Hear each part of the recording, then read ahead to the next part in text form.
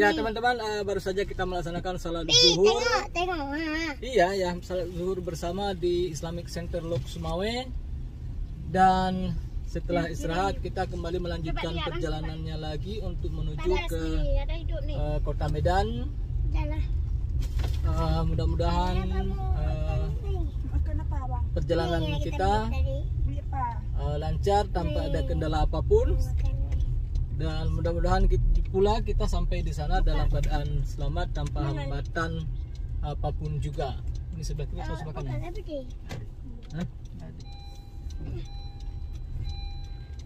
Oke teman-teman, tanpa berlama-lama lagi kita saksikan video ini seterusnya untuk melihat perkembangan bagaimana keadaan Kota Lok Sumawe pada tahun 2022 ini.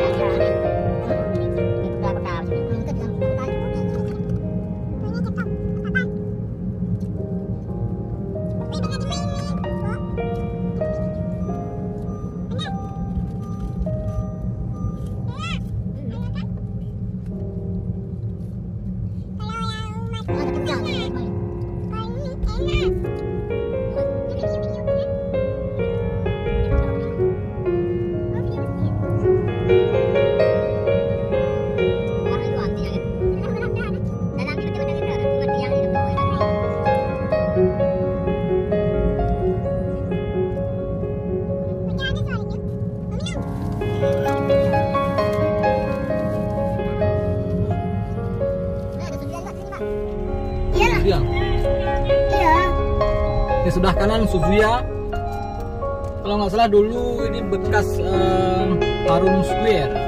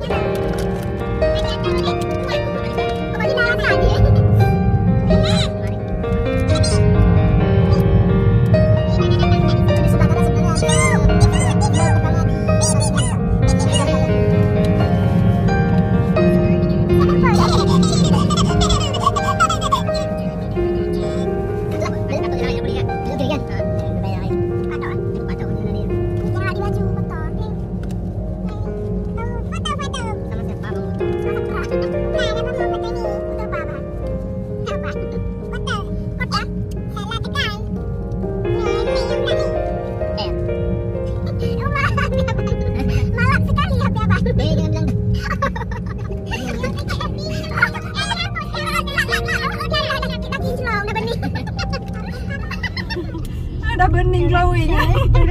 Teman-teman, kita sudah keluar dari kota Lok Sumawe, ini mengarah ke kota Medan. Ada kota pertama yang akan kita temui setelah ini, kalau tidak salah kami, Lok Sukun. Lok Sukun. Ini hotel terbesar yang ada di kota Lok Sumawe, Hotel Lido Graha. Fotonya. Yang warna kuning itu di depan sebelah kanan kita. Hah? Mana enggak? Menu Itu apa namanya? Jayu deh, Bang. Yang tuh yang warna kuning tuh besar lagi. Hotel. Hotel. Hotel. Iya. Ini nggak mau. Ini ada jembatan ikonik. Coba lihat Bang, cantik kali jembatannya. Cantik ya pulang. Kalau ini apa cantik apa ganteng?